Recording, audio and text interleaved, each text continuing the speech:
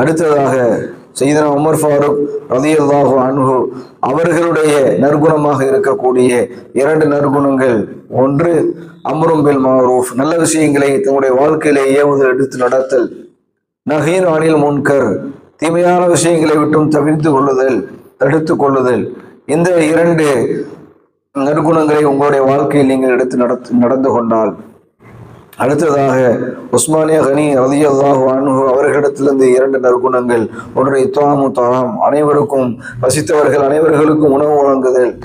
இன்னொன்று, இரவு நேரத்திலே அல்லாஹ்வை நின்று வணங்குதல், அல்லாஹ்விடத்திலே முனாஜாத் செய்தல். இந்த 2 நற்குணங்களை நீங்கள் எடுத்து நடந்து கொண்டால்.